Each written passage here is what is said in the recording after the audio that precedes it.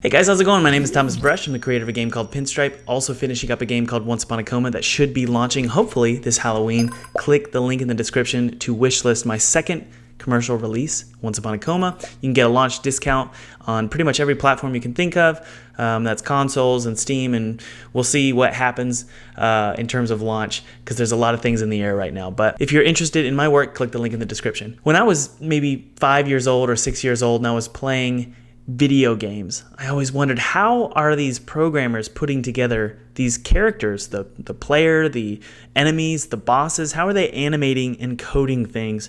How does everything work together? Because you have a lot of different skill sets: sound, coding, animation, illustration. You have all of these skill sets sort of combined into one entity. How do those things work together? So I'm going to open up Photoshop and Unity, and we're going to see how they work together and how you can create your own characters. Specifically, we're actually going to focus on boss design and how I make bosses, because honestly, bosses are as complicated as it gets when it comes to animation, illustration, and code, and how those things work together inside of Unity. So let's go ahead and get started.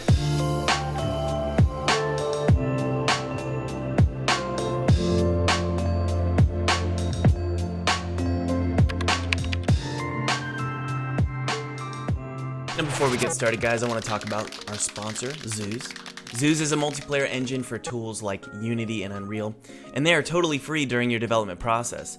They keep track of the boring stuff while you can focus on making awesome games fast. Games like Conan Exiles, Scum, Hell Let Loose, and many more rely on Zooz's tech stack. Now, their core products are pretty awesome, honestly. The Zooz SuperCloud is extremely scalable and can handle anything from a handful of players to tens of thousands of players, depending on your unique needs.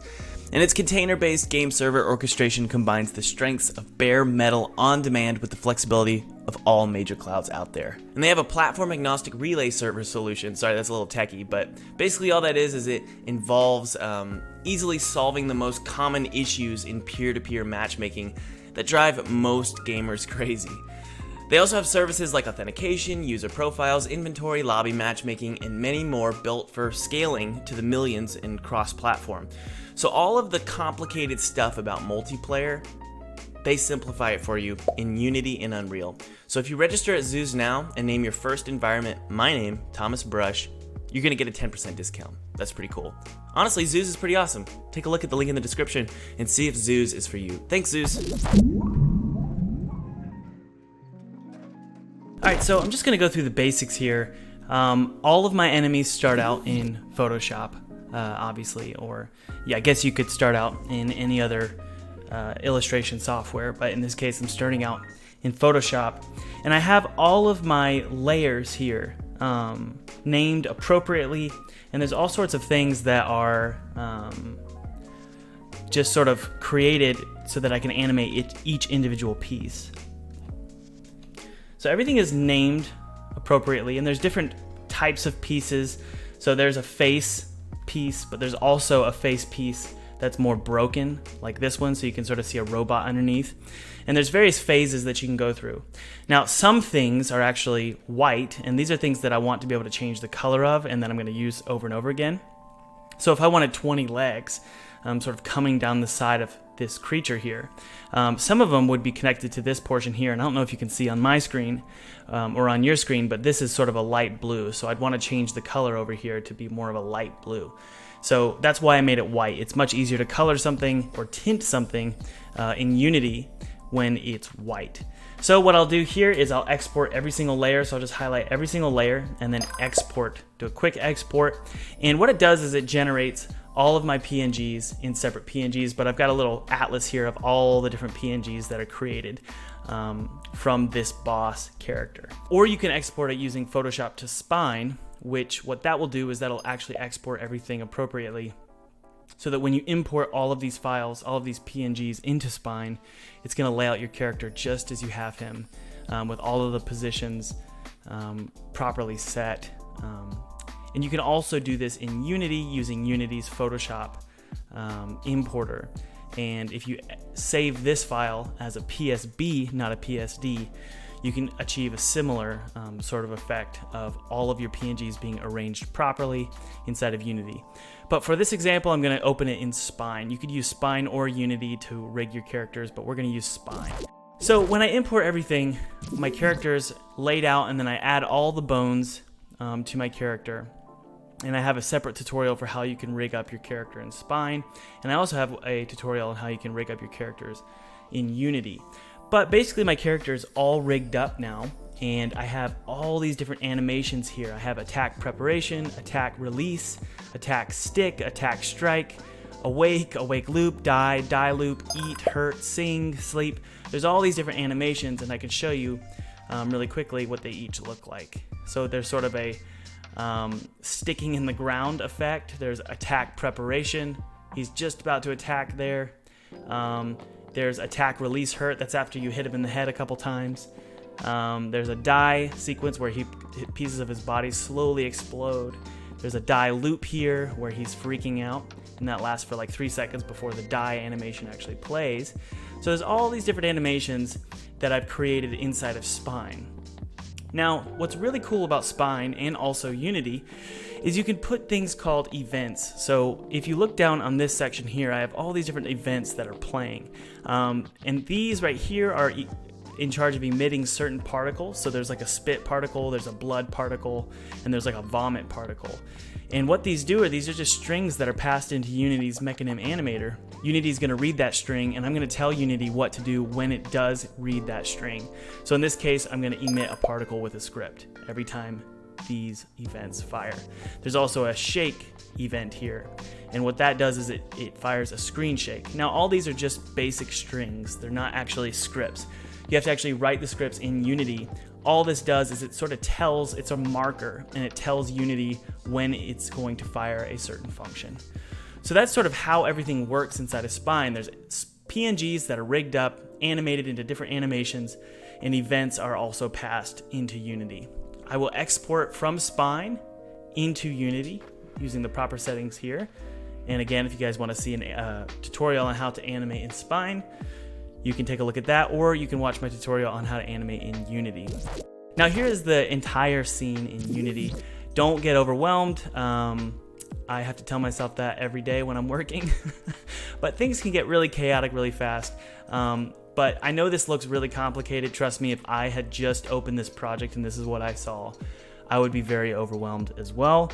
But this is just what happened over 2 years of work on this level. So let's just focus in on the boss Snakehead. That's his name, Snakehead. At least that's what we originally called him. And his name changed to a different name. I don't want to spoil the game for you. But here is our actual Spine animation. Now you notice that all of the animations are now inside of the animator component. So we have all these animations here. Now the benefit of working with Unity's rigging tool as opposed to rigging in Spine and then exporting to Unity. The benefit of working in Unity is you can actually hit play and you'll see the animations play. But in this case, since we exported our rig from Spine, we can't actually see the animations. So that's definitely a drawback. But this is just me opening up my current project before Unity's rigging system was actually created. So in this case, we are using Spine. So we have all of our animations here, and you can see that our events now are converted into Unity events. And we can mark the function here of what they are. So in this case, this one's called emit particles 3. Well, the good thing is that actually corresponds to a function that is written inside of our boss class. So if we open up our boss class here, these events actually correspond with a script. Now, it's not our generic snake boss class. It's actually a reusable class called boss animator functions. And what these boss animator functions actually do, we have certain functions that we can use over and over and over again, regardless of what enemy type we're on. So in this case, we're actually on top of the boss, and it's called boss animator functions, but it's actually animator functions that we use on pretty much every enemy in this game. You can see we have certain terrible scripting here, you know, play sound 5, play sound 6, play sound 7, it goes down the list. We can do about 17 sounds. Now, I'm not going to get too much in the weeds here, but trust me, I know that this is terrible code. But we had to do it this way because we had to pass specific strings from Spine. So if the string was called, quote, play sound 10, it would need to correspond very specifically to this function here. And then I could define what that audio clip was. So I could define it in Unity right here, right there. So audio clip 10 is the spit sound. And so it's going to play when this animation actually gets to this position in the timeline. So that's generally how we're creating certain sound effects that play in specific animation events. Now let's jump into our animator window, which this just basically shows the animator component that is attached to our snake head, that is attached to our enemy or our boss. Now I know it's really overwhelming, so just bear with me as I try and explain what's going on here. And this is actually the most efficient way I've found, especially when working with a team, to create enemies and bosses. See, I like a certain visual and a certain animation and a certain sound for all of my enemies. So I like to be in control of that. That said, I'm not touching any of the code. So it's important for me to have a certain level of control without writing any code at all. And that's why your Mechanim animator is so valuable, because you can tell Unity which animations to play based on certain variables. So I can create all of these variables, or in this case they're called parameters. They're basically just booleans and triggers and integers. These here will determine what happens and when it happens. So all I got to do is set up this animation tree based on the various animations that were exported from Spine. So I just sort of drag all of these animations into Animator, and then I basically create these conditions. Again, no scripting here. I create these conditions that tell Snake what to do and when to do it. So as you can see, it comes in and we're sleeping. So the moment you enter this scene, you see the snake sleeping. And he's only going to wake up, when I click this transition here, when sleeping is set to false. So my developer can actually go, okay, sleeping is false when you, let's say, bring a certain amount of coins to the snake, or you bring a key to the snake. Sleeping is set to false. Well, what happens? The awake animation plays. This animation is not looping, so it's going to immediately do the awake animation and jump straight to the awake loop, which is him sort of breathing. This condition says if we're done talking, if we're no longer talking to the snake, so we gave him a key, we're talking to him, then talking is set to false, he's going to get mad, and he's going to eat you, or attempt to eat you, and then he's going to begin his boss sequence. So he's going to sway, and then he's going to strike, and then he's going to spit, he's going to attack prep, attack stick, all these different animations based on various conditions that I'm setting over here and assigning to these conditions here. And those, again, are all basically controlled by a script or a class. In this case, it would be a snake boss class. I hope that it makes sense how these various pieces work together, but what I haven't explained yet is how the snake actually moves around. We can have animations all day long, but if there's no movement of the snake, it's not a really difficult enemy or boss. So in this case, the snake actually is basically just moving on a track above the screen.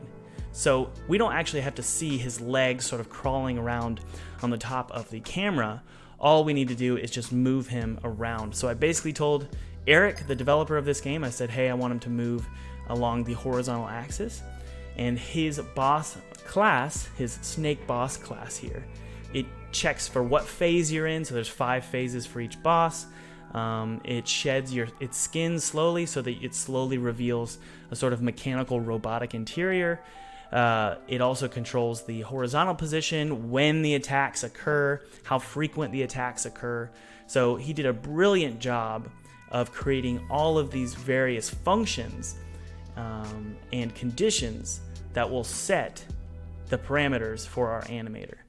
And I know, guys, I know how complicated this looks. It looks really complicated, but you've got to understand that when you're creating a game, anyone is going to look at code and think it's complicated if they haven't actually been involved in it. But when you start the code and you're creating the code, you can create this code over the period of maybe 8 hours in a day, and you're going to feel like a genius at the end of it. And trust me, I'm definitely not as much of a genius as the coder of this game, Eric. I'm more of the art director in this game, but I do understand how code is slowly put together, especially in my previous game, Pinstripe. It definitely looks more complicated at the end, especially if you've never seen the code or didn't create the code. So don't get too overwhelmed here. Now, movement, hope that makes sense. It's controlled by a class, but the final thing is, how do I know when the player is actually getting hit? How do I know when the player is hitting the snake? Well, the way that we do that is basically we have hitboxes, and these hitboxes are actually deactivated currently. But if I turn them on, you can see I have an attack 1 hit. So this is basically going to enable as the boss perhaps slams his head into the ground. If you're in that vicinity, you will get hurt. There's also soft spots here. And what a soft spot is it's basically this area here. And all that is if the player hits this, then the snake will get hurt. But all of these are deactivated and only activated based on certain animations. So if you remember, we did all of our animations in Spine, but the cool thing is even though we did them in Spine, we can actually jump into Unity and do some additional animation in this timeline. So for example, when his head is stuck in the ground after he tries to pound the ground, if his head is stuck in the ground, what will happen is I will simply enable the soft spot. Enable it so that it's active while his head is stuck in the ground. And then after he pulls his head out of the ground, I will disable it. And that will mean that the player can't actually hit him anymore. And the same applies for any hitboxes or hurt boxes that will hurt the player. You deactivate and activate them based on which animations are playing. So I know that was a little complicated, and I hope that it made sense to you. This was really a bird's eye view for you to understand how these things work together. It's going to take practice. It's going to take a lot of effort and maybe some blood, sweat, and tears for you guys to figure out exactly how you can get this to work for you. Trust me, you will figure it out. Once you do it once or twice, it starts to make sense more and more. So keep working hard. You guys can do it. If you guys like this video, please leave a comment, leave a like, and subscribe, and hit the bell notification icon, and support on Patreon and wishlist, blah, blah, blah. Oh, sorry. So do all those things. That would really mean a lot to me. If you guys want your name in the credits of the next video, click the link in the description. Head on over to Patreon. Talk to you guys later. Bye.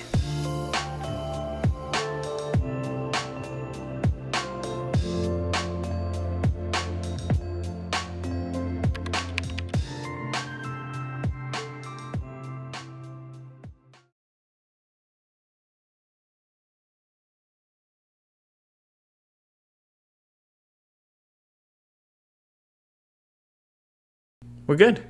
Yeah, I think we're good.